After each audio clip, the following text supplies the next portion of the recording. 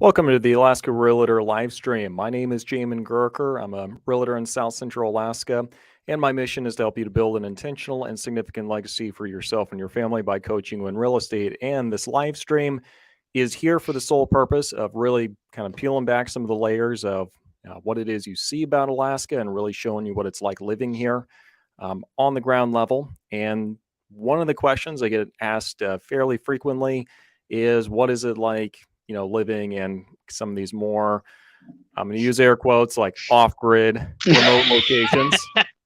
And to help me do that, I decided to bring in a friend and colleague of mine in real estate, Ken Hagler, to kind of talk about what it's like living up near the Willow Talkeetna area.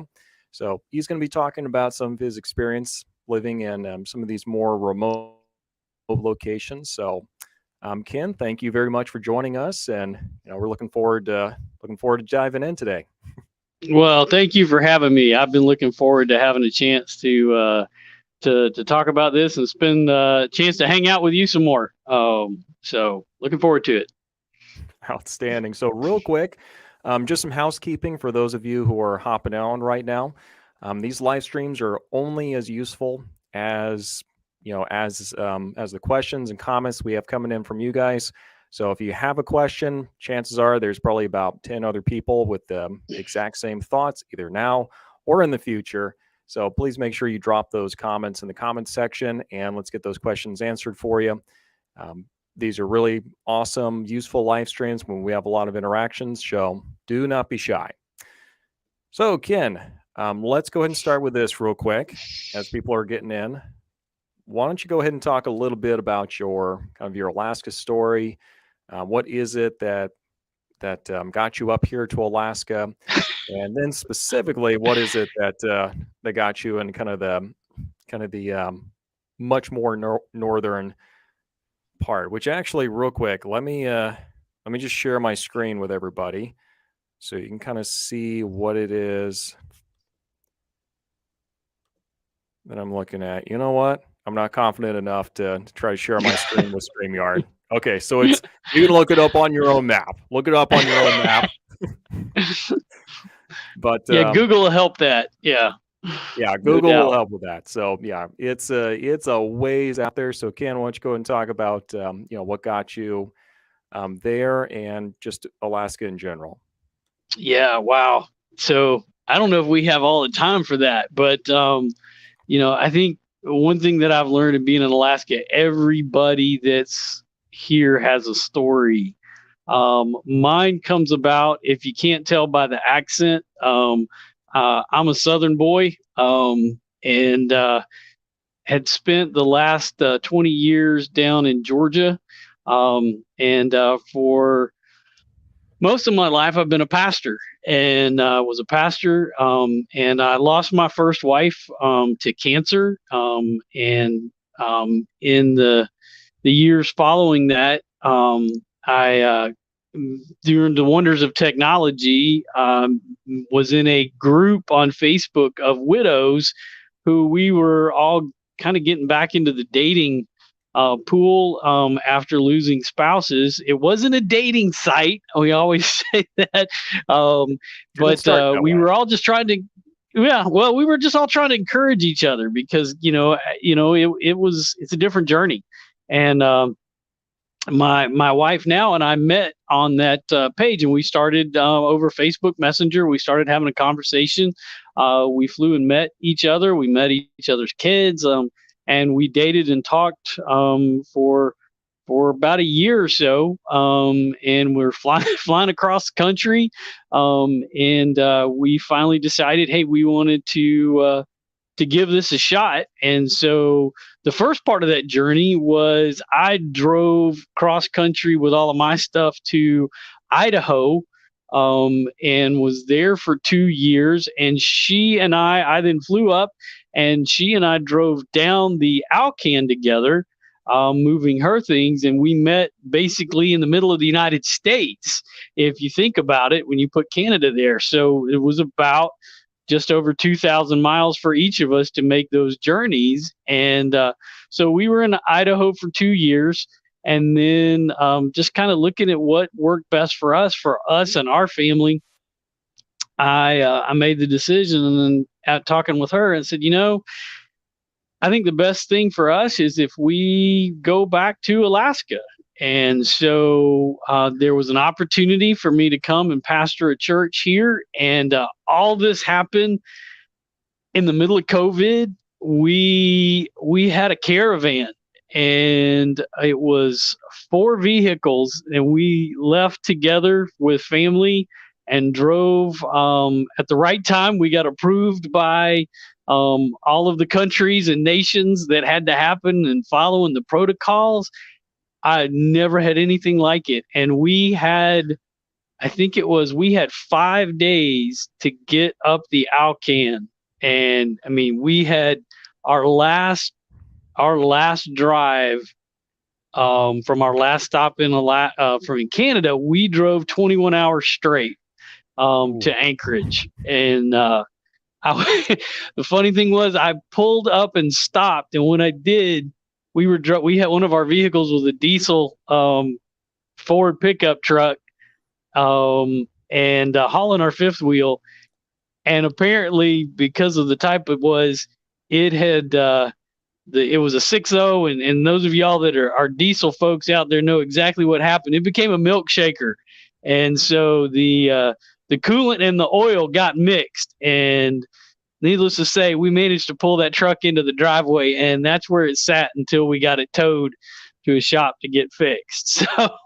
So our journey was quite a one. It took me a while to be able to talk about it because it was tough. I got interrogated at the border with Canada, and I'd never been interrogated before.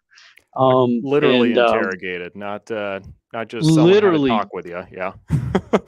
No, I mean, it really was. And literally it was, why are you doing this in the middle of COVID? And they were like, where are you going? And, do you have the verification? And can you describe the house that you're moving to? Literally, what is the color scheme on the house? They had all of the information. That even though I had a driver's license at that time that was Alaska, and it was for the home, he said, "You've never actually lived in the home full time, have you?" I mean, that was the level of interrogation. They already knew all of that information.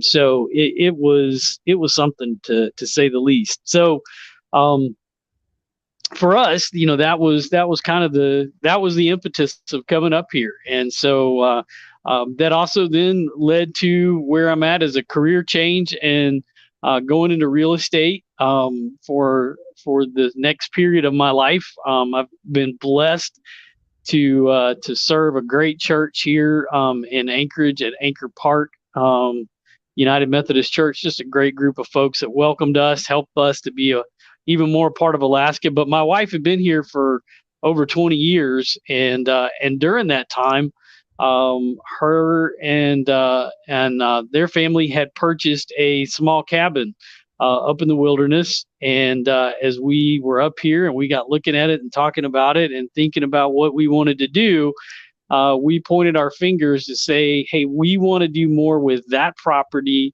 and that's where we want to transition our life into being the Alaska wilderness more a part of who we are. So that's led us to kind of where we are now. We're really splitting time between our place in Anchorage and our place out in the wilderness out there. So that's kind of where we're at, and learning a lot along the way.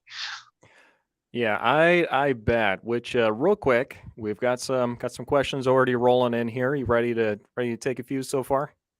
Yeah, throw them out there. I see a few popping up. All right, so we've got one from Seattle Crime Gal. What is the scariest thing living off grid, and what is the most rewarding? So I guess real quick. Oh wow! How would you define off grid? Oh wow, yeah. So we're just going to jump right into the controversy here. Yeah, let's do that. So I'm actually, if you don't mind, I want to give a shout out over to Bush Radical, who this week did a great video talking about what off grid is, and I've watched different videos of that, and you'll hear me say that we live in the wilderness because I think that gives a good distinction.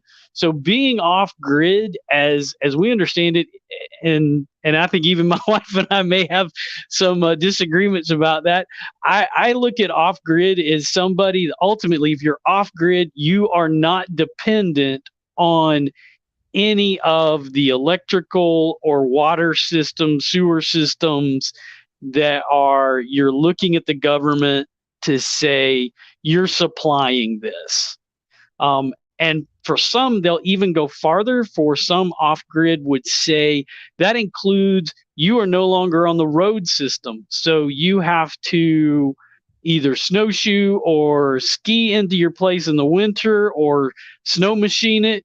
Or in the summer, you're taking, you've got a narrow path for your truck, or you're taking ATV, or even to the point of you've got a float plane, or you've got a small landing strip that you're landing your plane on. So for us, we look at it as we are in the wilderness. So we are on the road system. And what we're able to do is have the opportunity to access electrical. But we are working our way towards not and having at least as a backup having solar. But even being on the grid system, we have a backup of using generators. A lot of folks are off grid using generators. Sometimes I think it's hard for people to even think about that. But for us and for most folks, being on the generator, if you're on grid, you're that big box out by your house. If you get what's called a transfer switch, there's a big switch that goes from grid to off to generator, and you switch that sucker around whatever you need.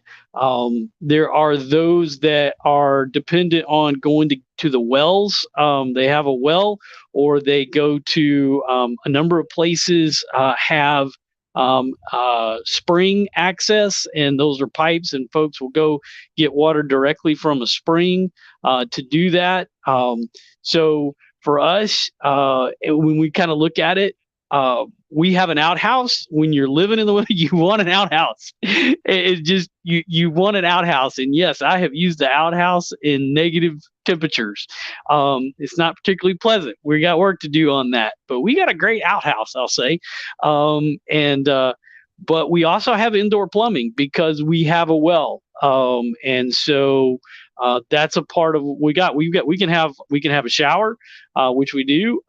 We've got a tub. We got a sink. We actually have 1.5 baths in our place inside. So as far as the scariest thing, living off grid, well, I'll tell you, in the short time, the two things that have happened, I think, that have been most terrifying has nothing to do with the animals, and that may be for some people. Was when our main pipe froze from the well. Our main line froze from our well to our cabin this year, right at the very beginning, which was terrifying. So one of the things I'm going to do a short on that in my Ken Comes in Handy tips about how to the equipment used to thaw out a pipe. That was terrifying because it was like, what are we're going to have to kill this thing before we even get started, because for my wife and I, that was just really not an option at that point, was to go to a spring to get water.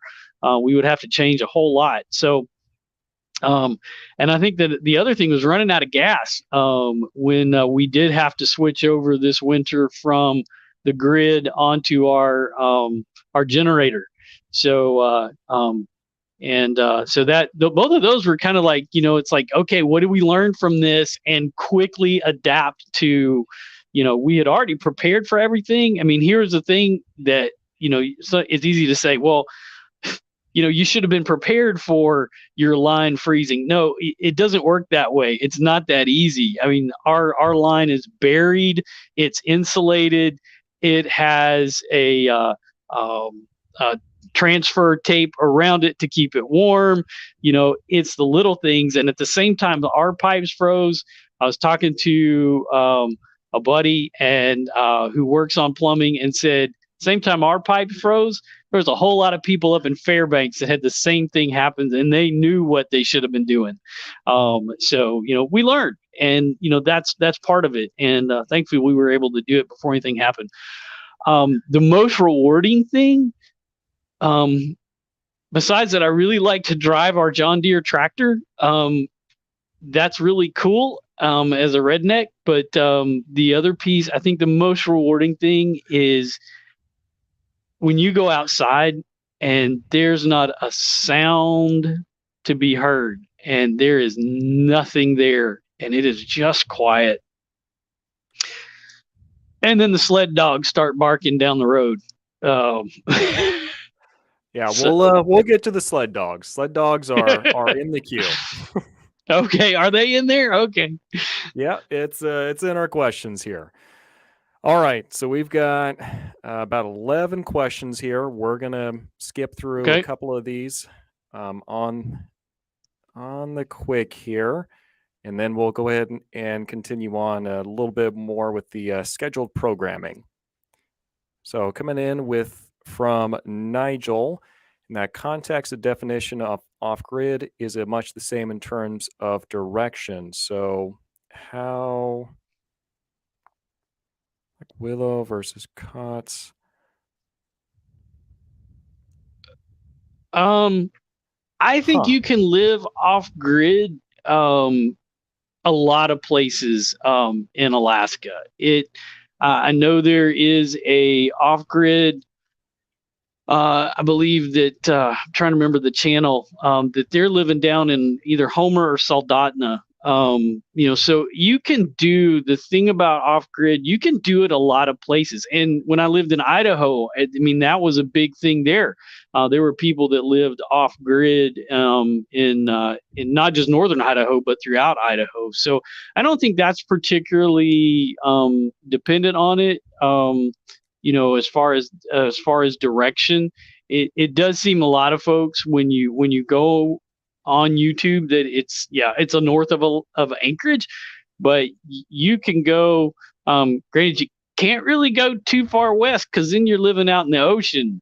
There's some islands out there on the Aleutians that you can go to, and those folks are pretty much living off grid in a lot of ways, but they're dependent on a lot of things to support them. But to live what I think is typically thought of, there's people that throughout Alaska that are doing that. So I don't think direction really has much to help. Thanks for that question. That's a good question though, because it really kind of dispels some of those myths about what it's like. Oh, got it. So I just got a little clarity from Nigel. She just meant is all off-grid the same off-grid? And I don't know. I guess that kind of depends on the area that you're in. I guess to a certain extent, really, it's kind of the same definition, though.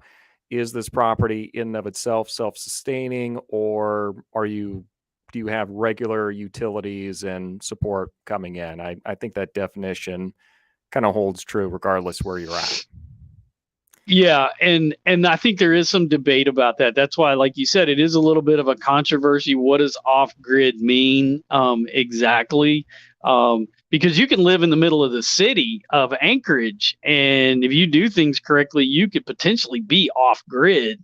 But the only problem you'll have is the road system, and I think that's where there's the idea of the roads. Well, there's a whole other piece about learning to live in Alaska is the road system. For us, that was not a direction either of us wanted to go.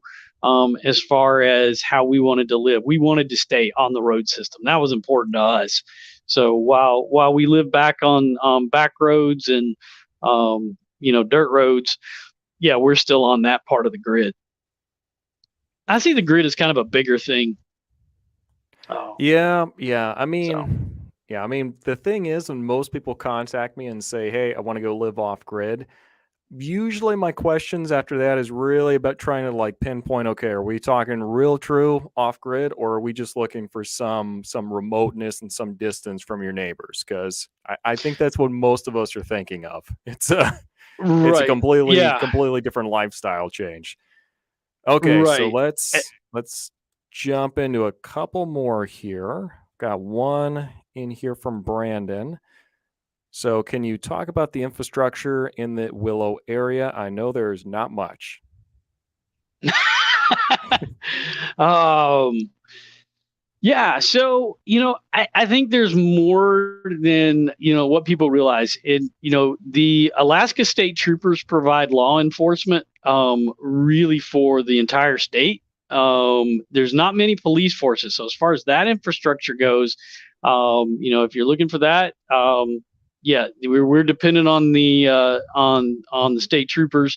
Fire department is volunteer. Thankfully, we are close to one of the volunteer fire departments, which was built not too long ago, so it's really nice. There is there the Sunshine Clinic up in our way is a federally qualified clinic and provides a lot of different things. To help. The Talkeetna Clinic actually in the parking lot is designed to be cleared out so helicopters can get in, and that's really the trauma center, so they can get folks out into Anchorage. One thing that my wife taught me the other day was there's a reason that there's also really big stretches of the highway up that way. It's so folks can emergency land their airplanes when they need to. So that's a big part of it.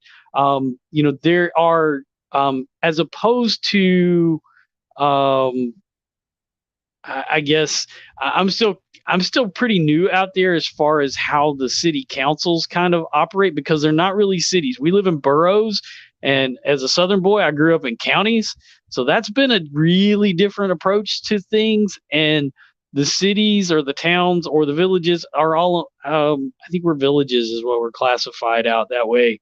Um, which has a whole nother set of connotations in Alaska too, because there's native villages and then there's what we think of as small towns or villages. Um, so, there's not that I've come to understand. We don't really have the uh, much of the infrastructure. Most everything is really based out of Wasilla, as far as things out that way. That's really our borough central. I think we have like these town councils, but I'm really not even sure how all that work. I gotta say I can't speak to that completely. I'm still kind of new to it. One of the important things in both of Talkeetna and Willow is the fact, and even Trapper Creek, they have post offices. So that's really where we get a lot of our information is going to the post office to look at the boards and what gets pinned up. And city council is one of those things that's there. Infrastructure, though, also includes in Talkeetna and Willow, we have public libraries, which I'm the son of a librarian and proud of that. And the libraries out there contain an incredible amount of information and resources for really both areas would be classified as underserved population. So um, there really is a lot of even it to live out there. If you are on the grid, you got to be self sufficient. You really have to be able to take care of yourself to even to sit there and say, hey, I'm on water, I'm on electrical, I'm on the road system. No one's getting to you quickly.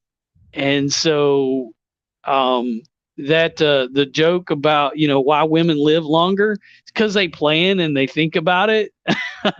And that's a key part of it. And we kind of have to always be aware of that and the needs of the community. So there's a lot still I have to learn. I can't tell you that I'm the expert on all things there, but I hope that gives you a little bit more information. Right. I mean, really, we should do like one live stream. It is going to be dry and probably boring as all get out, but we're going to have one person who's like an expert in local governments, and it's going to be like, okay, we're all going to sit through this. this isn't going to be getting a whole lot of likes, but you know what? Dadgummit, we're going to do this. And we're going to do the Yeah. history portion too. But anyway, I've just got a Yeah. quick question in from the one and only Val Burgess. So, flyout villages are more off grid or at least off road with some of the same amenities and some infrastructure as the larger communities. And I mean, she, yeah, does work in one of those more remote Yeah. villages. So, yeah, she definitely is an expert in that. So, Yeah, thank you. Yeah, and my wife did too. So yeah, I want to really give a shout out because those are places that are far more than what we think of. But boy, I tell you what, the way we're doing it is kind of glorified right now. So but it's not what I hope this is helping people to know. It's not quite what folks think. yeah, I mean, it's kind of like, oh, how many toes do I want to step on here? I guess it's kind of like watching like the old Western movies and be like, oh, I want to go like living in Montana or Idaho or somewhere like that now. And you get there and it's not quite exactly the same thing. But okay, so we've got lots more questions coming in here. Guys, we're going to get to the questions again in just a minute, but we need to make it a little further than past our first scheduled question here. So we're going to circle back to the comment section in just a bit here. Yeah, you got a former or you got a still pastor. I can run my mouth for a long time. So all right, we'll treat it the fire round style. All right, sounds good. All right, so what is the lifestyle like there? Talking specifically for kind of that Willow, Talkeetna area. Yeah, I mean, you live in Anchorage too, so you can kind of have a good comparison between the two. Yeah, I think one thing I've learned about Alaska being here, because it's kind of taking it all in. It's incredibly relaxed. It is slow and it is intentional. And there's a serious part of this of hibernation, living up here and preparing for that time of year. And I don't think that matters where you are, but certainly, that difference of 2 hours to 3 hours north of here, it's darker and it's significant. I know there was a question about getting used to things from the South, being from Georgia and North Carolina, where I grew up, to being up here. I think it isn't for me, it's not been the cold as much as it really was that initial getting used to the way the seasons of the year and light, because when it's dark here, it's dark. And when it's dark out in Willow and Talkeetna, it's even darker. And it's crazy, the difference, and it doesn't take much. But it is very slow, and it's, like I said, it's very intentional. You don't waste your time and you don't waste your gasoline. If you got what you need, people make big trips down to Anchorage, but going, as we were talking before the show, out there, when folks say they're going to the city, they're going to Wasilla and Palmer. They're not thinking Anchorage. But when they go to the city, it's a Costco run. It's to stock up and take it a truck and a trailer. Yeah, exactly. I mean, we were kind of talking a little bit about this earlier. Like once you get to like the Willow Talkeetna area, like you're really outside the orbit of Anchorage. Like Yeah. it's just that far out there at that point. Yeah, So it Anchorage really is. it's a nice trip, but man, I guess it's almost as close to, yeah, I guess Talkeetna and Willow is almost as close to Anchorage as Anchorage would be to like Kenai. Mm-hmm. Does that Yeah, sound it'd be right? fair. Yeah. Yeah, it'd be Yeah. fair.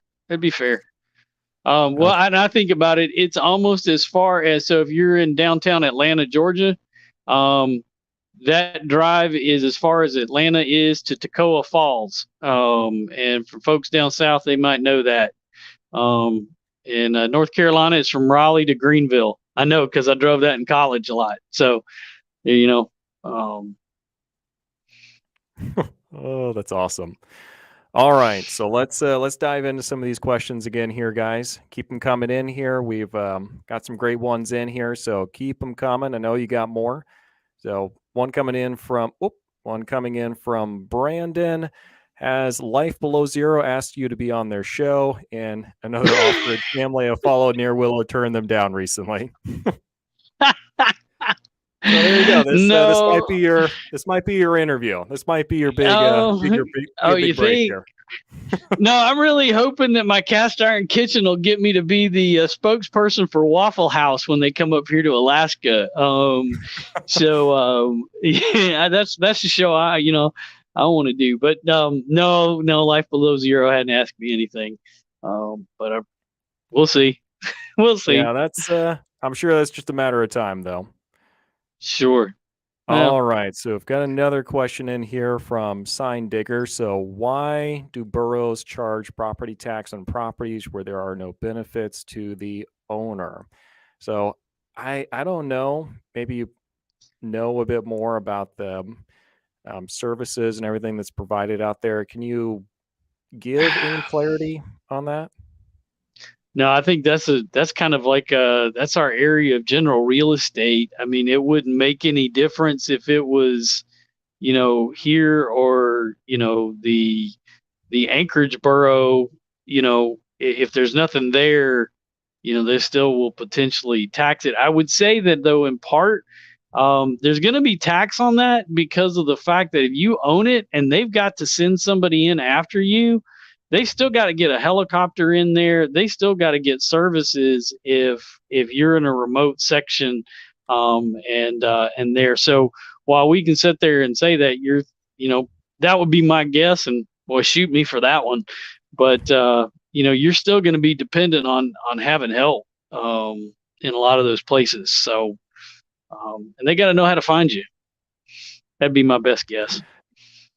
Yeah, I mean the other thing too, in Alaska, there's no income tax. There's for a lot of it, there's really no sales tax either. So Yeah, when we look at property taxes, that's really the state's one and only, yeah, yeah, at least yeah. the Only, local, yeah. that's pretty much their only option. Which I wish they would change that because I'm tired of my property values magically going up every time we need a new roof on a Aren't you school. though? Yeah, it really kind of makes you cringe. Just But a little the bit.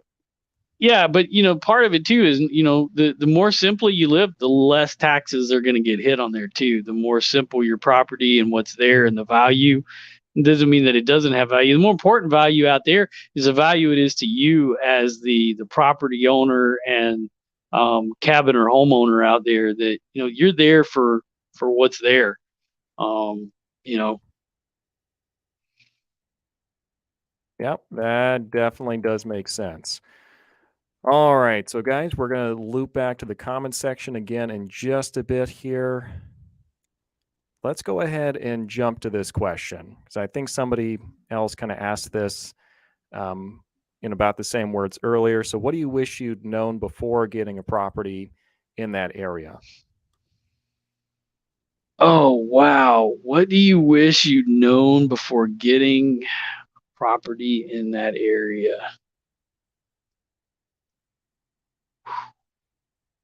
That's a great question. Um, wow, when I think about that,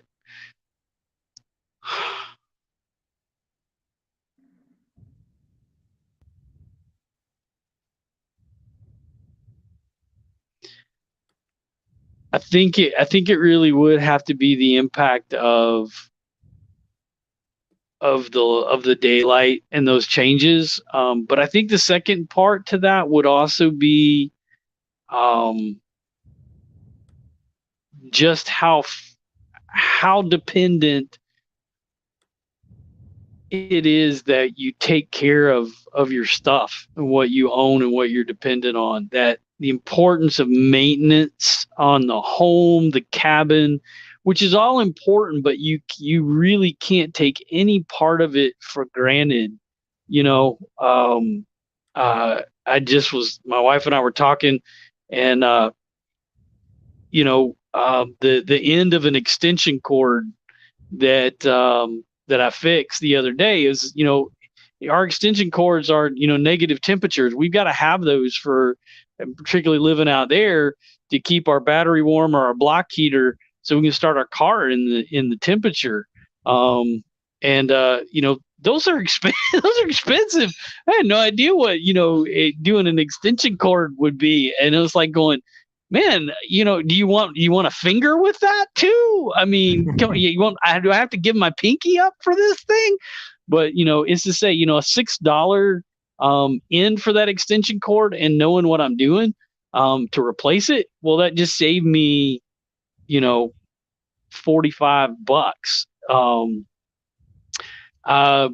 The other piece of that, I would say 4-wheel drive, and that's just for Alaska. All-wheel drive, 4-wheel drive. And that the need for that cannot be spoken of enough. We can't live without that up here, So without getting too far into politics, which I try to always stay away from, you know what? I don't want an electric truck out where I live. Don't do that. Don't pull that game with me. I need something that's going to haul, something that's going to pull, something's going to get me out when I'm stuck. And that can help out my neighbor when they need it. I'm not counting on Elon Musk's electric trucks to help me out there. And I don't even want an F-150. That's just two bad things to me in my mind. Pardon my for getting political on that one, but yeah. No, you're good. You're good. We have a question in here from Stan. So, if you don't know how to do bush fixes, it's probably not going to be for you. Yep, that's exactly right. That's exactly, and you will. And if you don't know, you will learn quick. Gonna learn pretty fast here. So, got a question in here from Nigel. So, on the social side of buying, when properly off grid, do you try to know anyone around? Is it just expected that you're out there to be out there? Or is there any neighbor?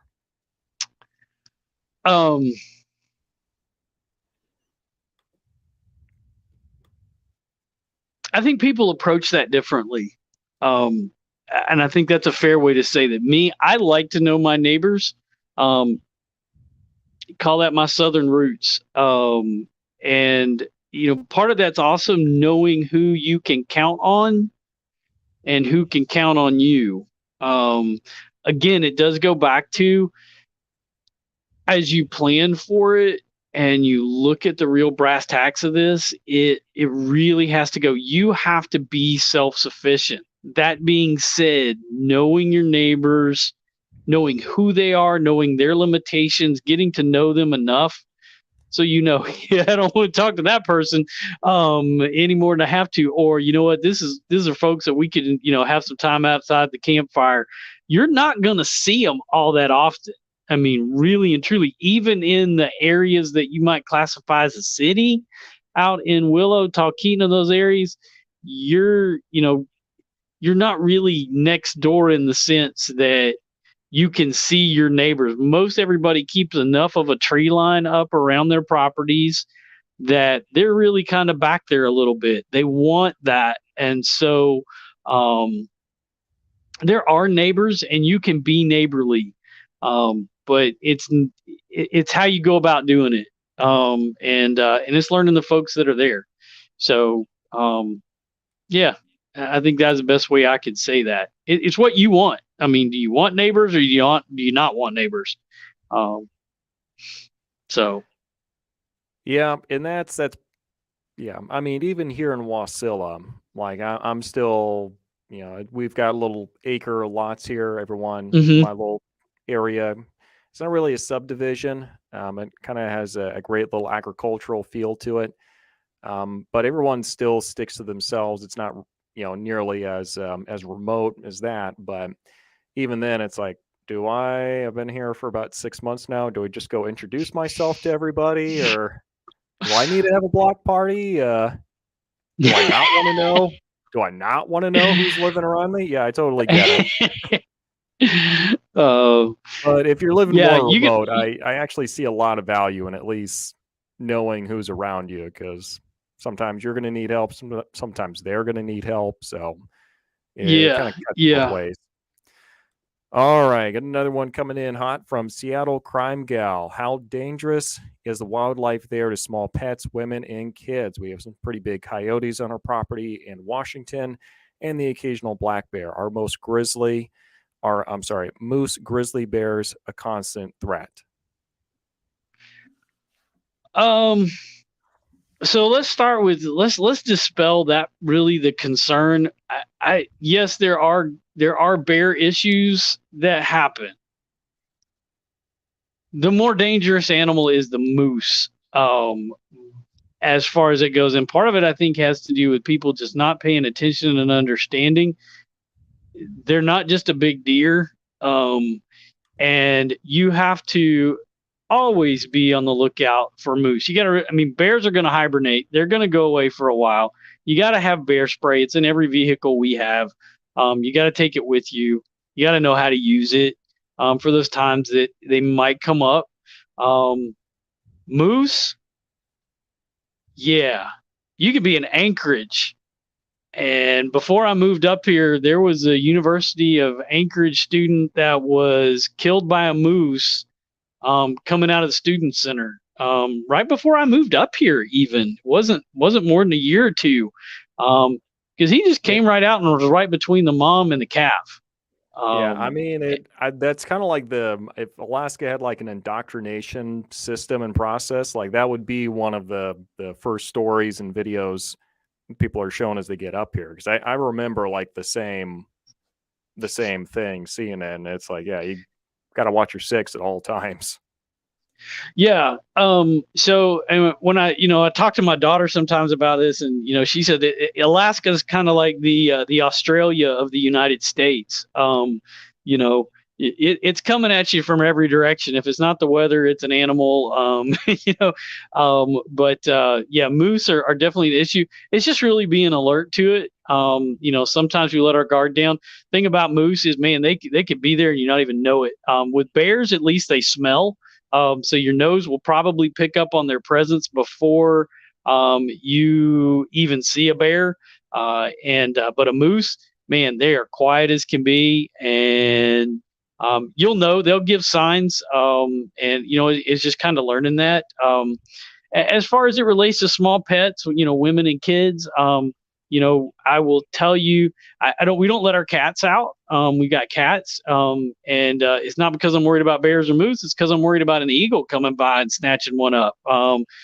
You got to realize that. I mean that, and even small dogs, that's a tasty treat for an eagle, and those are everywhere. When you go fishing, boy, the eagles can be almost as abundant as crows and seagulls at certain places during fishing. So there's a lot of things to think about there. So it really is just kind of learning. Is it a constant threat? I would say moose are the constant threat. If you were to say that there was a constant threat, bears are seasonal, but it's moose, and that doesn't matter where you're, because they have the right of way in the city and everywhere else. So yeah, that's the best I can say. And I wouldn't don't whatever you do, don't let that part of Alaska discourage you from coming here. I mean it is part of Alaska, but it's worth it. I mean, because there's nothing so awesome. So here in Anchorage, my wife was walking out the front door the other day, and she felt the breath of the moose. It was that Oh, close to our front door. It breathed, and thankfully she was right by the front door. So I mean that's cool. Where are you going to have that happen? I mean that's just as cool as can be. Dangerous, but it's still cool. yeah. Like I'll have to post the video up on my Instagram like in a couple days here. But actually, just the other day, I was out for a run, and I look out. There's just one road going in the direction I need to go. Like going back is not an option. I literally have two moose on opposite sides of the road. This is a two I knew lane road. It was like, oh, this is a damned if you do, damned if you don't kind of a thing. It's like, which one's the Oh mama, man. which one's the calf? Mm. Oh my That's word. even worse because once those antlers are off, oh gosh. Yeah. Yeah, I wasn't real happy on that one. Luckily, it turned out okay, but I could see how it couldn't, how it might not have. All right, let's see here. So let's. So I'm going to throw a free one out here. So and while you're looking for the next question, so one of the things that, and this is just the Southern boy's observation, I learned early on, the official garment, if there was a article of clothing that is the official garment of Alaska, it's a hoodie. Everybody has multiple hoodies of every type. So if you want to fit in when you move to Alaska, get a couple of hoodies. I wear hoodies like all the time. Just saying.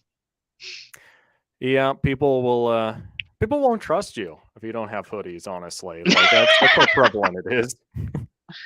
Well, okay, so I got the rubber boots. Okay, you can get by without the rubber boots as long as you got warm boots. Because if you ever complain about your feet being cold, that's your own fault up here. Yeah, I've got lots of good options there. So I've got another one here from Brandon. How is Willow for growing crops? I don't know if you have a whole lot of insights on that, but thought give it a shot. Yeah, Willow, if you take care of the ground, a lot of people do raised beds because it's easier to take care of because you're going to deal with permafrost up here. And if you don't know what that is, that's a huge thing that you need to learn about. And that's how, the way that the ground heaves as it freezes and thaws throughout the course of the year. It's, it relates to how we build things up here. And how things are done. But there's a lot of people in order to do that, and things grow very well up here. Fruits and vegetables do really good. And the thing that I tell people about, don't trust everything that you see on YouTube on this course. Not like you hadn't already kind of picked that up from us. I think a little bit already, but the University of Anchorage or University of Alaska Fairbanks is the headquarters of our extension office. And if you're not familiar with extension offices run by our university systems, there's usually one there. I think there's one in every state. Those are the folks that understand how to build homes, how to live off grid, but more importantly, they know all of the things about our climates and what to grow, where to grow it, and those kind of things.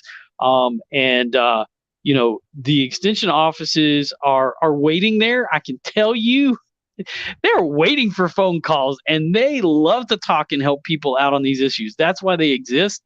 The other thing is the Willow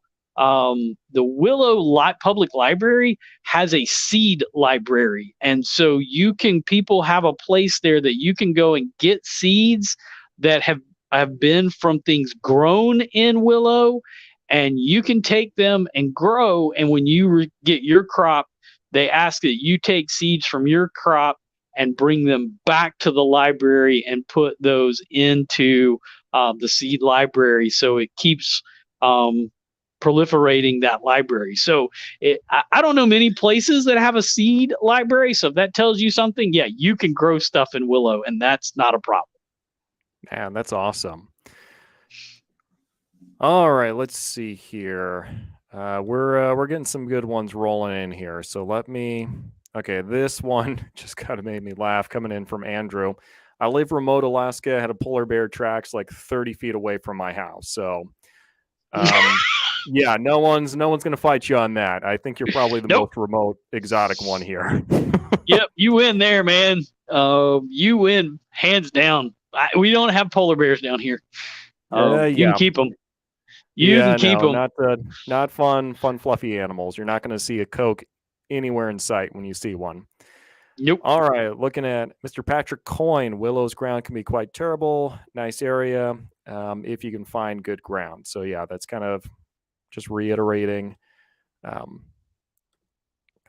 Yeah, and then like I said, if people have, I think Simple Living Alaska has a great set of videos about how they've grown stuff out there, and but they're not unique in that. Most people do that and make their own raised beds, and they are all over the place. That's really going to be where you're going to do it. But while the soil itself is bad, the climate is great for growing things. It's a small growing season, but you can grow a lot of great stuff.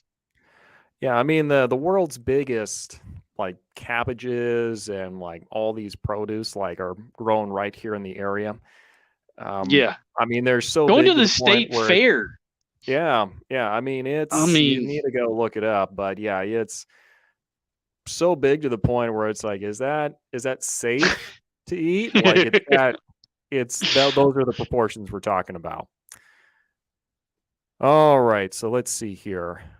And this is going to kind of answer a question we had earlier talking about Arctic entries, but are homes different in your area than from the rest of Alaska?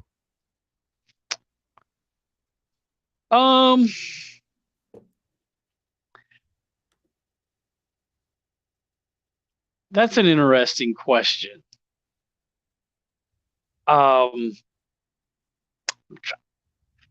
As a realtor, I think I have to be very careful, Jamin, how I answer this. Yeah. Well, so I think it's important. So there are codes by which builders and electricians and plumbers and folks tend to operate. Those that are licensed and bonded protect that license and bonding. But what you need to know about where we live, in part, while those folks have codes they will build with, there are not building codes in the sense that you go down and you go register that you're going to build something and the borough is going to come check out what you build. Going up towards Talkeetna, if you go and look, I'm trying to remember where it is, north of Montana Creek. If you'll stay over looking on the left, you can do a Google search for the Dr. Seuss house. I guarantee you that's not built to anybody's code of anybody anywhere. I think that's going to fail codes left and right.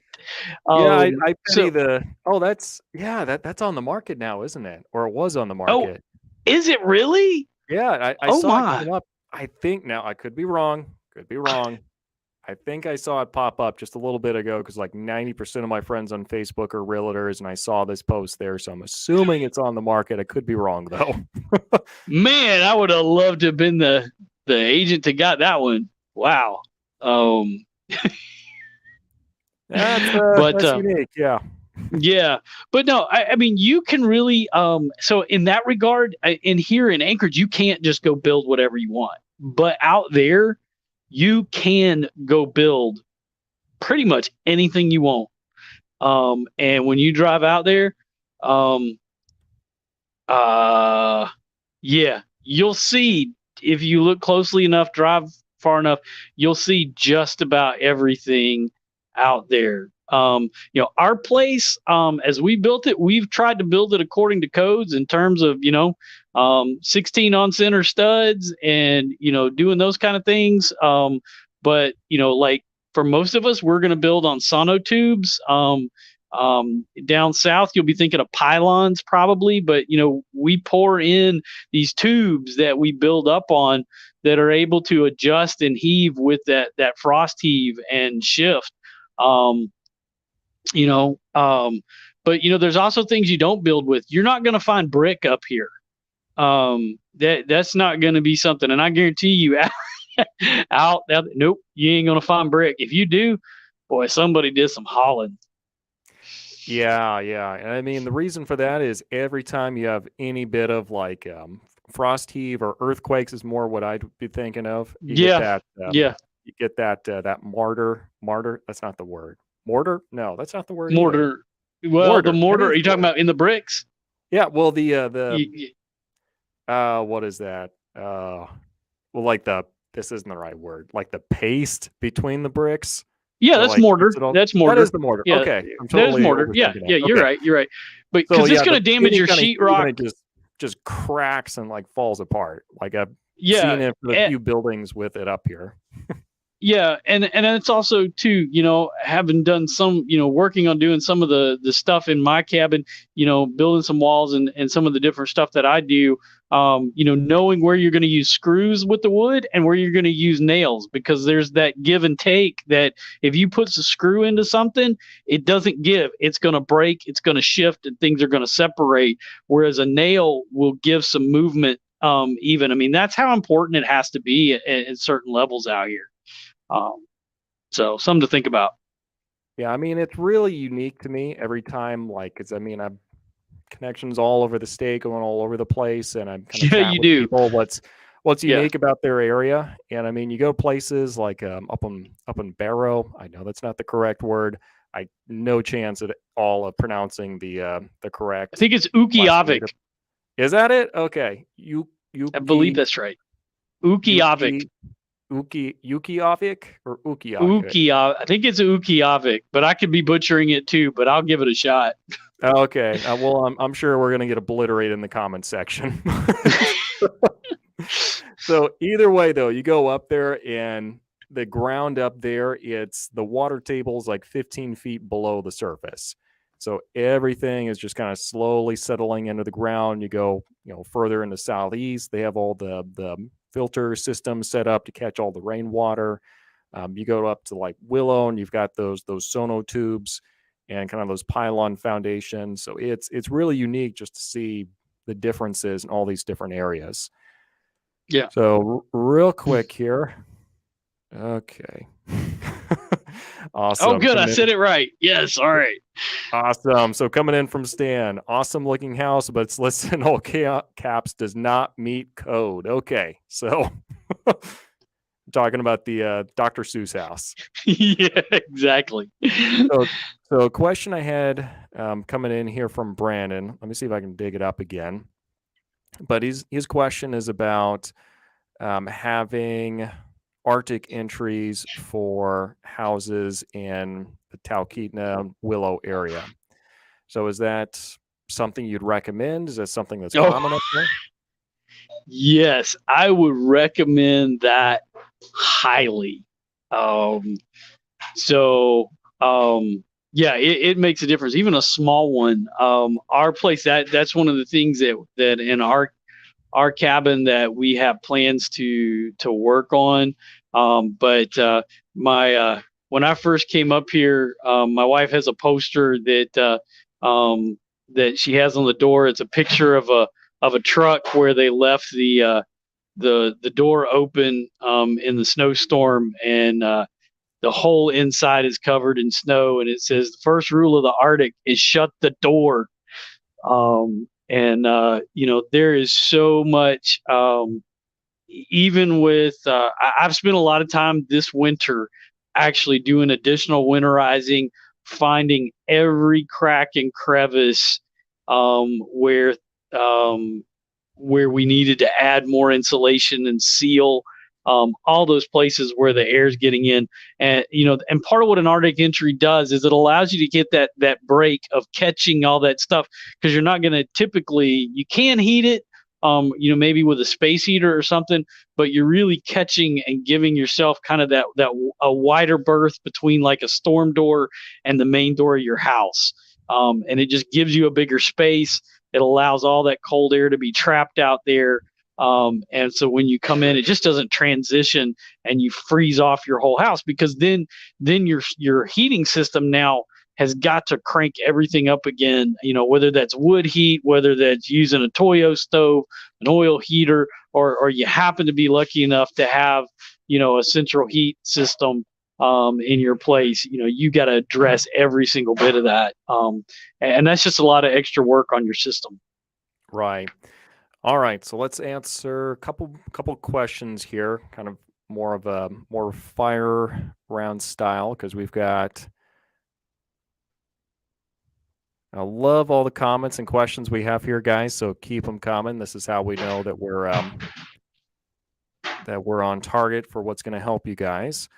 So I do have a question here from Brandon, just asking about, will electric company put extra outlets for block heaters on a separate pole? Is that something you've seen a lot of? Um, the electric company's not gonna. I'm not sure where that would even happen. The electric company is typically not going to come out and do that. That may be something you could get an electrician to do, and run that. You're.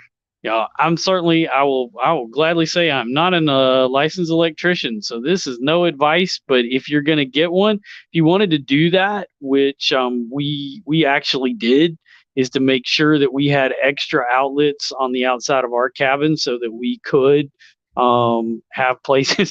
My wife got a great picture this last Christmas where we had a lot of our kids came up and were parked at our cabin, and there's like 5 vehicles, and all of them were plugged in. Staying warm. So it's a really cool picture out in the snow. So you can definitely do that. I mean, external outlets are common up here. So yeah, you're gonna want that. Yeah, I can only imagine. All right, got a couple more here. So we've got this is an interesting scenario. So coming in from Blessed Thistle Farmstead, we're a small organic farm in Caribou, Maine. We're debating bringing our sheep to the Matsu Valley. Is there far? Are there? Sorry, butchering that. Are there Ooh, farmers wow. that sell hay there? How much for a round bale? I don't know. Do you Ooh. have any clarity really on the kind of the agricultural side of Um. things in that area? Well, yeah, that's a great one. So in the Matsu, and particularly over, I know in the area around where we have the state fair, I guess it's really in Palmer. There's significant farms over there, and cattle farming. So that is something I think in the Matsu. It is driving up there, you're going to go through an area we call the hay flats, which is a state preserve. So there is hay is a part of up here, and yeah, the fact of the matter is we have a lot of microbreweries, and cider companies, and they're going to be very dependent on a lot of that kind of stuff up here, for the brewing that they do. So yeah, I that's kind of above my pay grade as far as that goes. I'm a redneck, but I guess maybe my neck's not quite that red. I do have a John Deere tractor, so there is that. But I don't do a lot of that, so I'm not sure how much a round hay bale would be. But I would think reaching out to the extension, I would reach out to the extension offices, and ask them. There's actually, I believe it's in Palmer, is the Experiment Farm, which is connected to the extension offices, and they have an office out there. I have a phone number. So if you wanted to message Jamin or me later, I'd be happy to try to make that connection for you if I can. So that is something. There's definitely a whole aspect of that that's up here. So Yeah, it really bugs me because there is literally a hayfield like 1 block away from my house, and there's just bales and bales of hay out there. I have no idea who owns it. Like, I have no connection out there whatsoever. So well, I they feel must like be working the land though. they're working it. They're working it. I feel like this should be a slow pitch for me, but yeah, sorry, I got not a whole lot more to add to that. So, got a question in here from Nigel to make it meta. What are the worst misconceptions both of you have about the off-grid lifestyle? To make it meta. Wow. Let's see here. I think probably the biggest misconception that I can see is I kind of alluded a bit to it earlier. Just really wanting something that's a little bit more, really just wanting something that's a little bit more remote, where you have some more privacy, it's more quiet, and not realizing that off grid is like an entirely different lifestyle. The best example I can think of kind of puts it's kind of an analogy. I was looking at going and buying a lodge earlier this summer, small lodge, and yeah, no, I'm not don't got that going to pull yet. So I was looking at a small lodge, and yeah, I was like, okay, well, I think it'd be a good investment, good ROI. But a friend of mine, Zach Bramonte, yeah, they actually do really truly live off grid, and they run a lodge up near Denali National Park. Absolutely awesome. Had them on the podcast before. Should probably have them on the live stream sometime. Nice. They'd be really interesting to have on. But yeah, I was talking with him. He was like, "Yeah, I don't know. What do you think?" And he said, "Well, the thing is, running a campsite, that's not going to be like a little passive investment. Like that's an entire lifestyle. Like you can't just slip in and out of that. It's going to be an all or nothing kind of thing." Yeah. So it's kind of the same concept and same mindset when you're going off grid. Like you got to be all in, and you got to be willing to start from very little and really just rough it for a long time. I mean, Bush Radical, I went and listened to that video you mentioned the other day, and Yeah. I was like, yeah, that's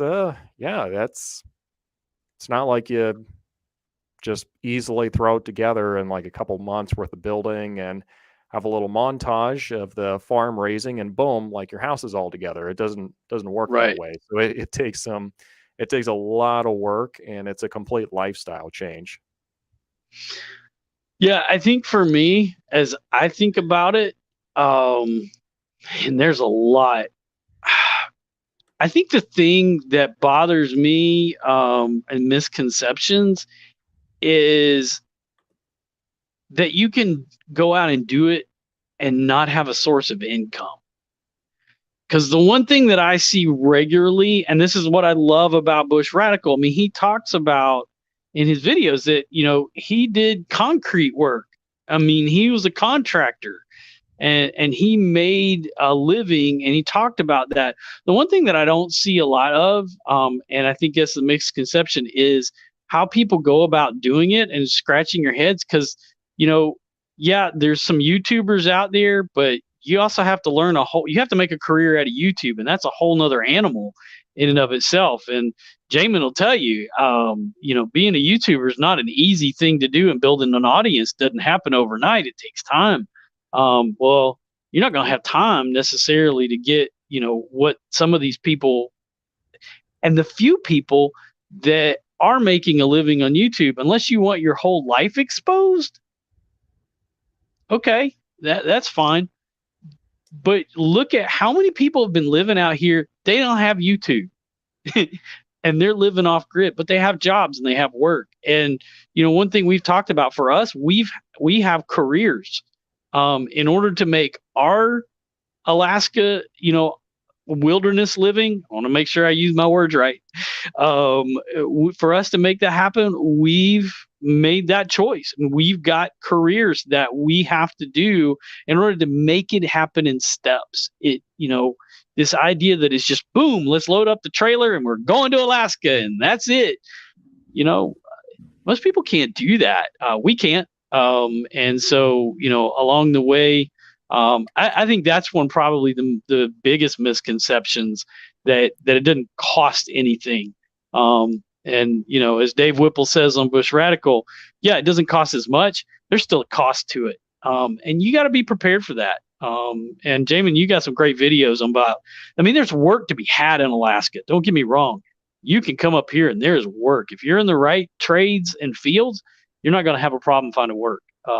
If you're willing to work. So. Exactly. So we've got some other great questions. My battery is just about to die. I've got this one right here, all ready to swap it out.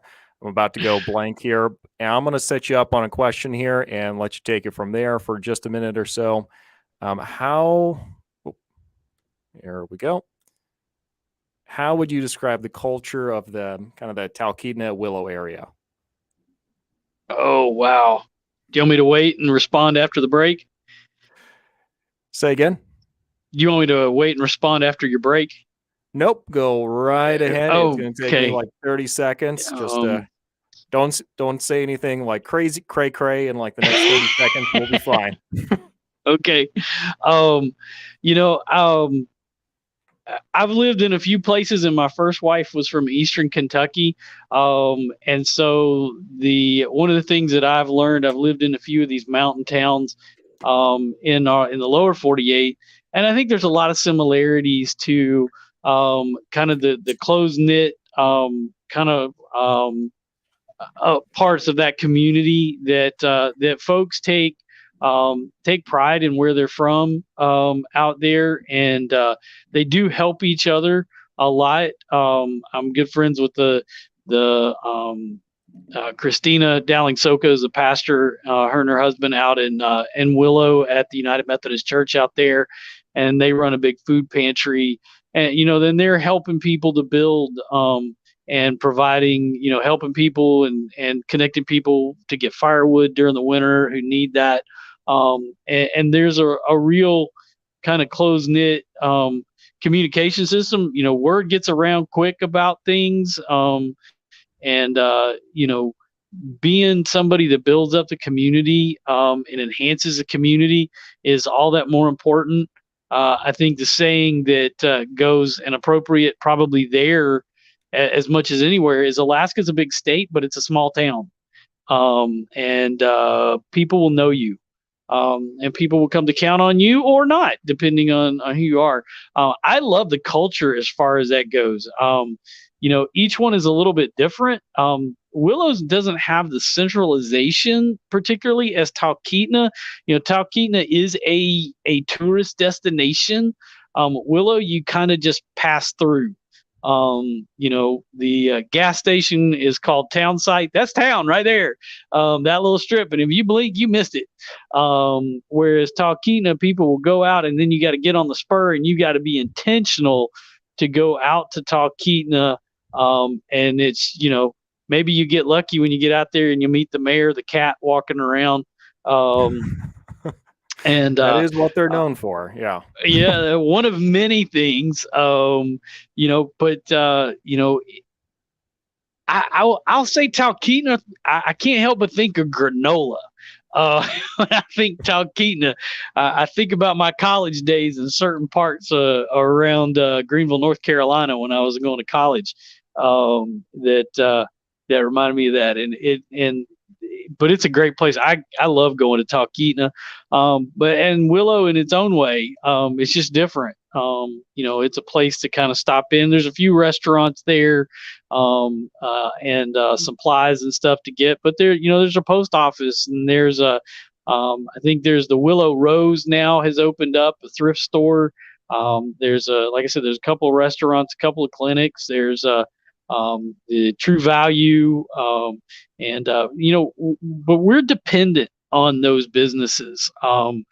Town Site had a fire, and there was a lot of real worry about that this last year out in the community when that happened, because we're dependent on those places. Man, they rebuilt in a few months. There's a really kind of wringing of hands there for a little bit when that happened. So you realize how dependent we are on each other. And that's one thing I think I like about out there. Yeah. Well, that's really the case whenever you're going to be living in kind of these smaller communities. They tend to be a lot more tight knit, even though everyone's out there trying to get away from people and trying to get closer to this pioneer spirit. But, in reality, the pioneer spirit was actually very much a community endeavor and getting something done. Like we kind of have built this up in our heads of just being like these rugged individuals, but no, it was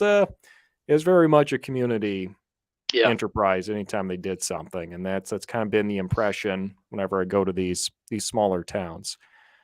Got a couple great questions here. Got one from Brenda Levitt. Is there a need for teachers? I thought I heard somewhere that there is in some places.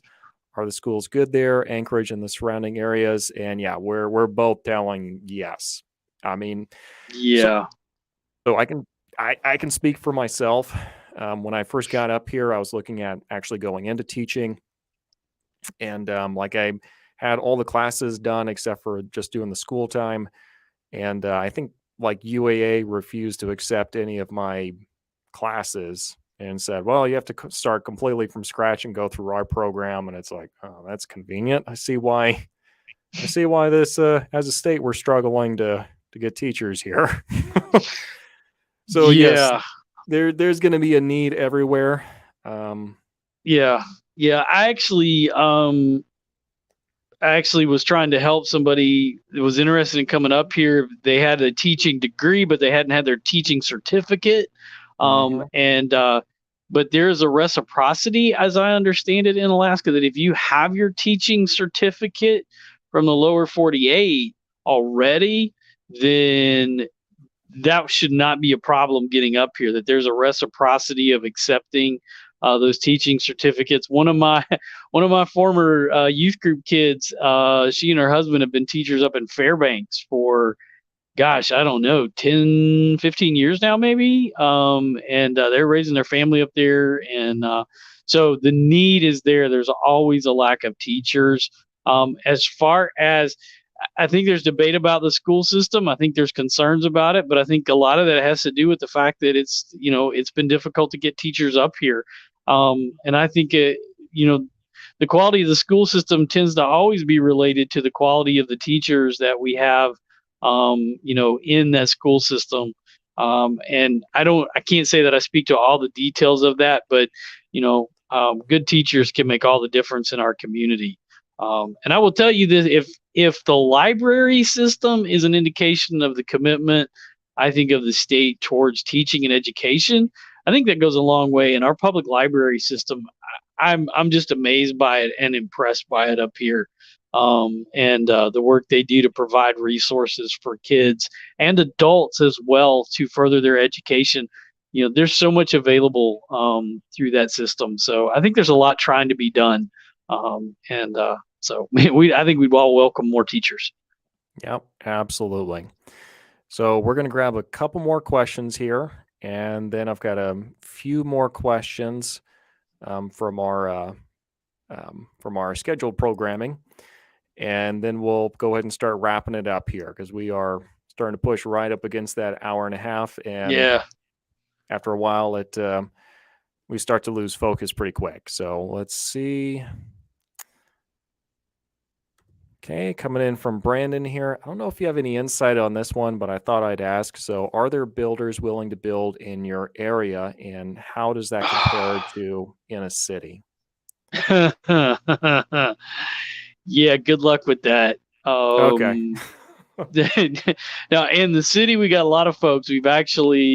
Um, I, we've actually had conversation with one potential contractor to help us. Said it's just not a cost effective for him to come out there. Uh, that being said, there are some reputable folks, from what we're told. It's just there's not a lot of advertising as far as folks out there, and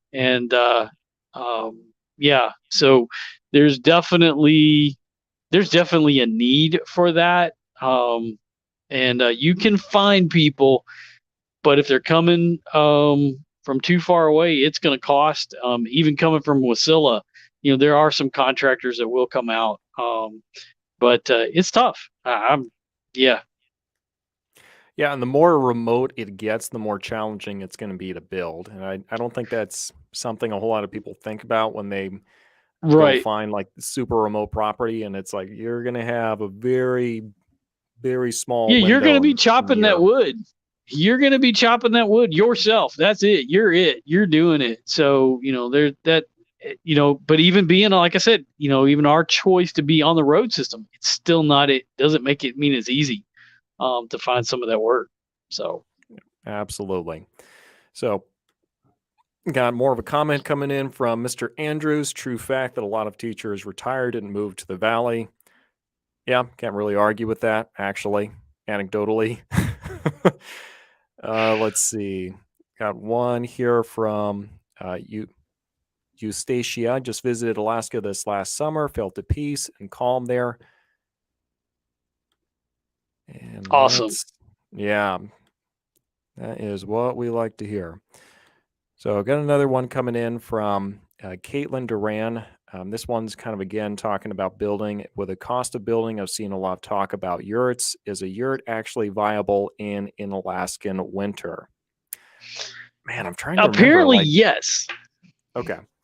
I know exactly what she's talking about because there are a few out in our area. So I know there are folks that do that. I would not make the choice, but some folks do. You know, I'm amazed at the resourcefulness of where people will live and what people will live in.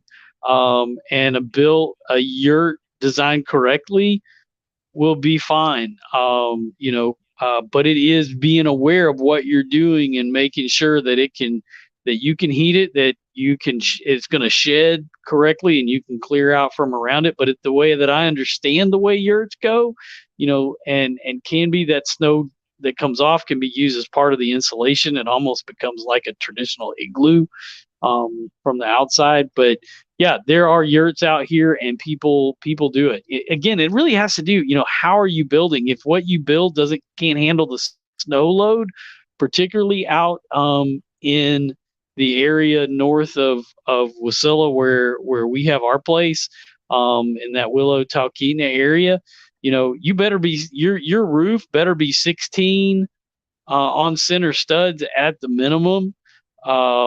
Because when it gets piled up out there, yeah, we've seen the effects of that on a roof and on the inside of a home. So, yeah. Yeah, I mean, even like a couple months ago when we had all that snow, like no roofs caved in or anything like that, but it was like a solid 3 feet of snow, Ours like out didn't. of nowhere.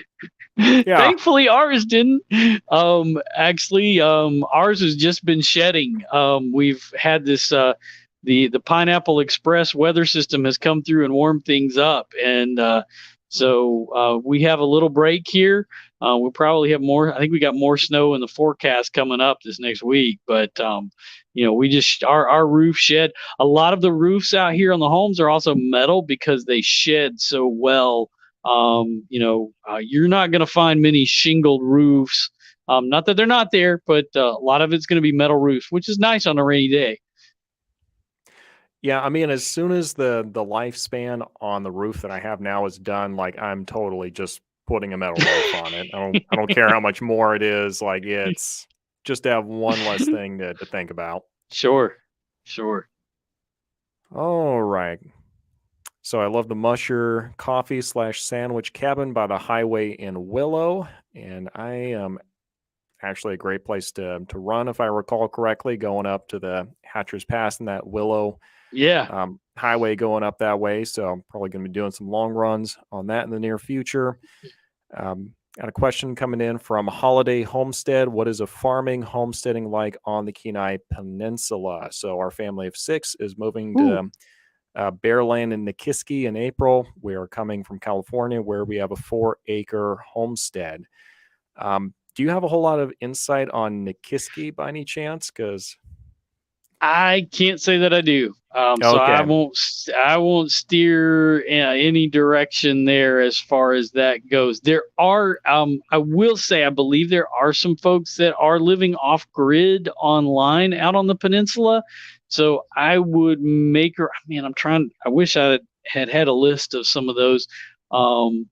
That there are a few folks out there that are. So I would really encourage you, to look at that. But then again, as I said earlier, reach out to the extension office. Those are the folks that know our area, and they're going to know that and be able to help you and give you some better guidance. So just look up, I think it's uaf.edu. If you'll go to their webpage and then look up for the extension office, and you'll be able to find who's down there for that. Yep. And I mean, we certainly do have agents we can refer you to in that area as well. So, I mean, feel free to reach out and be happy to, put you in Yeah. contact with a person that's really going to know that area better. Because I mean, I've driven through there before, but yeah, it's pretty, but I can't really tell you Yeah. much beyond that. Yeah. To actually homestead it, you need somebody with guidance to know kind of what kind of properties you that climate and soils and those kind of things that you're going to need, and what you can do there. So I would do that before moving. Make sure you do your, as I tell everybody, I mean, if you're moving to Alaska, do your research. Please don't come up and not have done your research. There's a wealth of it out there, but be prepared. And that's, listen to Jamin. he's got a lot of great shows about that up there, and I'm trying to add to that. Absolutely. So let's do this, folks. So we've got a couple more minutes here. And so I'm going to have one more scheduled question here, and then we'll take a couple more questions after that. So this is going to be kind of your final call. If you have some more questions, let's try to get them in here before the final call. I'll try to make my answers quick to get everybody in. I know. Sounds good. I'm a Southern boy. I take it slow. So, what is the motivation of most people who move out to that area? Like, are they? I think the motivation for most people is they want to get out of the city. Plain and simple. They don't want to be in a city anymore.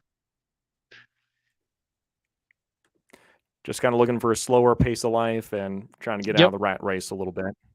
Yep. Every bit of it. Outstanding. All right. So let's go ahead and knock out some questions real quick here. Let's see. Coming in from Brandon, being from the South, how did you learn to love the cold weather? Well, let's take a step back real quick. Do you love the cold weather? Maybe let's start with that. As a fellow pastor said, there's no such thing as bad weather. There's just bad gear.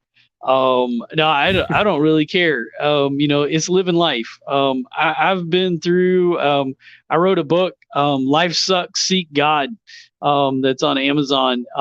I've been through enough in my life. I want to live. I want to enjoy my life, that I have it. Coming from the South up here, I love it up here. First time my parents came to visit me, my mom looked at me and, I'll never forget it. She said, "You belong up here." I grew up reading Jack London books, and Call of the Wild, and White Fang is probably my favorite book. And that poster has been on my wall from the movie White Fang for years, and I didn't realize the connection until I got up here and I was looking one day, and there's a movie poster on my wall in my office, and I said, "Holy cow, I'm living up here now." And I never thought about that. And learning to love the cold weather, it's just being ready for it. It's not bad. Yeah, I mean, I've also found too, if you can kind of create things that are going to make the winter easier, at least on the cold front. I found like a wood stove goes a long way to helping. It's a little steeper, but a hot tub goes a long way too. If you don't mind, because like living off grid, it's a lifestyle. You have to become an amateur chemist to not kill someone in your hot tub. But yeah, that helps a lot. Sure. Yeah. Okay, coming in from Florida, Dad. Talkeetna is amazing. How common is it for hunters/fishermen to own seasonal off-grid properties around there? I'll admit, I envy Steve Ranella's cabin. Actually, I think it's pretty common. Actually, there's a lot of folks that have. I've had friends of mine that have asked me about looking for places for them from the lower 48. There's a lot of little cabins like that, because the nice thing about those kind of cabins, particularly in those properties, is you don't need air conditioning up here. And you can take care of a lot of stuff in the summertime. So, if you don't have any of those systems in the places, when you walk out and you leave, you lock the door and you leave the property. Once the snow hits the ground, nobody's getting back there. Because as I tell people, once the snow hits up here, it doesn't melt typically. We're kind of having a little mild patch here, so we've got some melt going on. But typically once the snow hits the ground in November, we're going to have it until probably April, May, and it's been known to be on the ground till June. So the one thing you've got to worry about, though, is the squatter issue. And, Don't think you can just buy it and just leave it and think nothing happens. People come in and break in and call it their home, and Mm, there's laws that will protect a squatter if you're not careful. So, but it can be done and people do it. outstanding. So, got a couple more here. I think we're winding down. You got a few more in you? Oh yeah, absolutely. Man, I can go all Okay. night. This is fun. Okay, good deal. So, what's the name of the book that you wrote again? Oh, life sucks. Seek God. I wrote it after my wife died, my first wife. Got it. Outstanding. And this is coming in from Joshua. We are moving to Anchorage later this year, and we are avid hikers. Do most people hike in groups, or is solo hiking still a thing despite wildlife? Oh, absolutely, absolutely. Solo hiking happens all the time. You're talking to somebody that runs trails by himself, uh, Jamin. So, yeah, people do that all the time. It really is just a matter of being prepared. If you not to get into the debate about firearms, but make sure that if you are doing that, carry the right and appropriate caliber, and know how to use whatever firearms you choose to use. When you go out, though it's not encouraged, bear spray is far more important. Learn the wildlife, know where you're at, and be aware at all times where you are. I think that's the biggest thing. One thing I probably would also say, if you're not a pet person, okay, but having a good dog that likes to walk and can be out with you, that is, able to be a part and be a companion on that journey, they are far more alert to the wildlife around us than we are. And if you are regular at that, as somebody that's hiked the parts of the Appalachian Trail and have been a big hiker throughout my life, I probably have never been more adamant about having a dog on a trail and a hike than after moving to Alaska. I would definitely. So just a thought there to think about. But yeah, people are hiking all the time up here. Lots of trails. Outstanding. Yeah, and I'll kind of second that. You can certainly go out there and do it yourself, but you've got to be ready in case everything does hit the fan. You do need to have some kind of plan. And I did a little video a little bit ago talking about like the top 5 dumbest things that I've done, where like I nearly died as a result, and nearly Oh, every single one of them started with, "Yeah, I was out there by myself, didn't tell anyone where I was at." well, So I will don't say do that. Don't do that. mine was on an ATV and I had an audience and I almost died. So there you go. Comes in all shapes and sizes. That would be a more epic way to go. uh, All right, so got a couple more questions here, and wrap it up. So got one in yeah. from Brandon. So as a realtor, would you recommend buying or building in Willow? Oh, wow. Thanks, Brandon. That's a great question.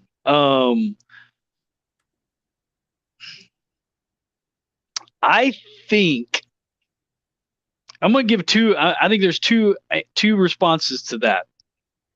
If I would go either way. If you are buying, and this is something I tell everybody, if you're buying something already built, make sure you find the best inspector, and you make sure that you come out with your nastiest boots and dirty clothes, and that you're not worried about getting messed up, and you follow that inspector around everywhere. Know the property you're buying. There's good properties already out there. The second part, building in Willow, yeah, you could definitely build in Willow, and then you know exactly how it's done.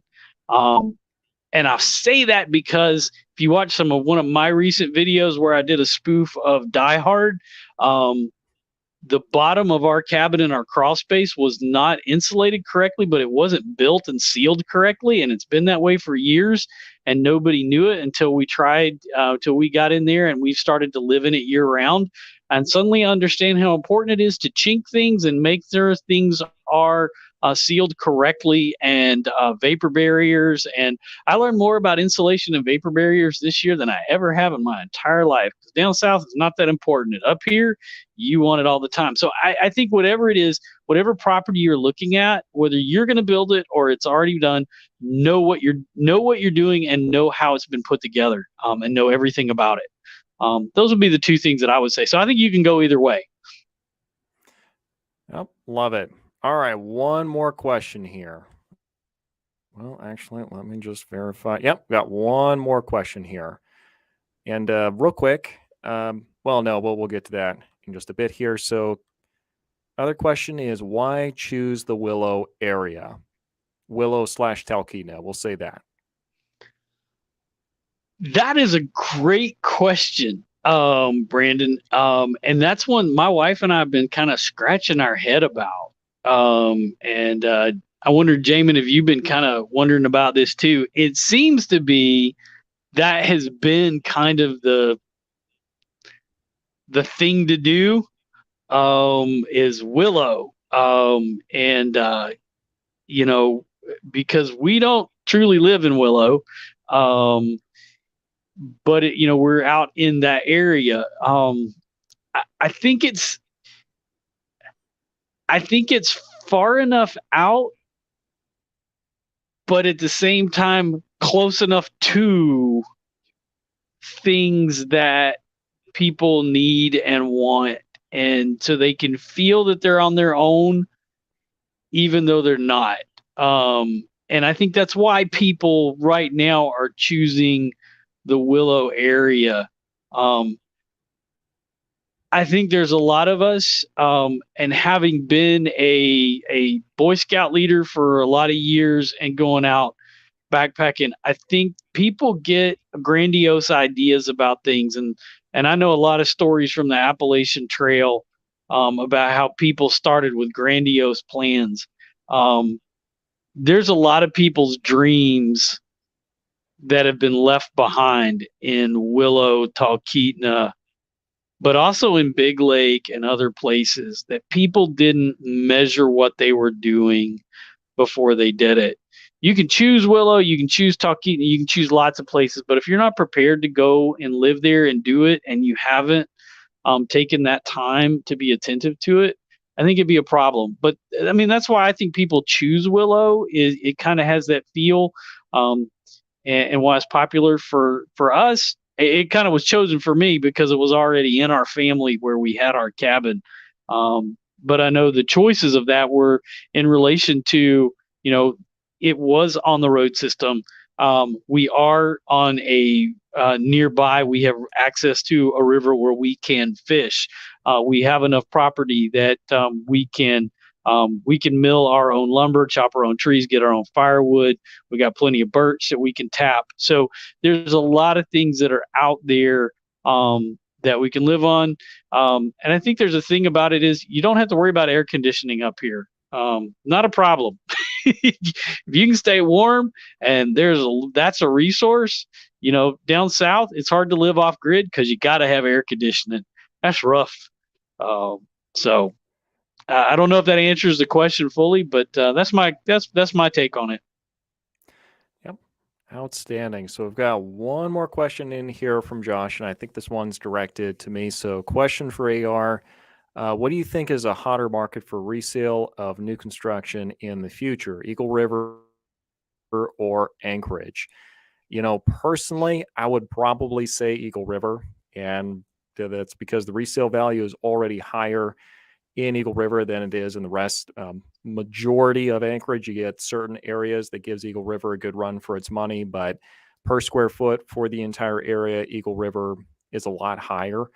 And a big reason for that is just because there's a scarcity of land in Eagle River. It's right up against the mountains. It's right up against the river. And then you've got J Bear like right there in that area too. So if you're just looking for kind of a good resale market where it's going to be pretty predictable, then that's going to be a pretty good solid market for you to be looking at. But other than that, everybody, thank you very much for joining us.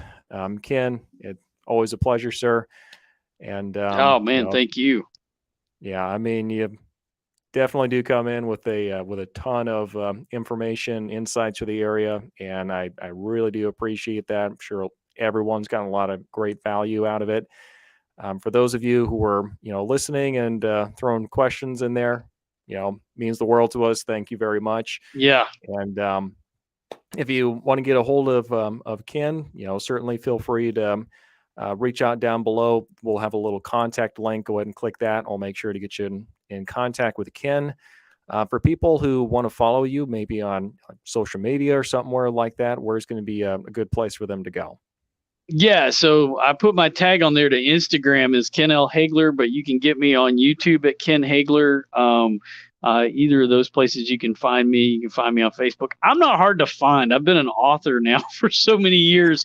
If you Google me, you'll find me. And if you're lucky, you might be able to track down the picture of me that one of my former bishops had removed because I was wearing a cowboy hat and an eye patch and my Boy Scout uniform.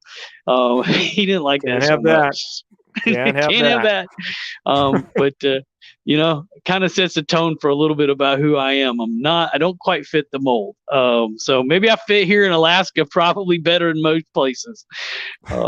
So, but thank you for having me. I appreciate it. I've enjoyed hearing from folks.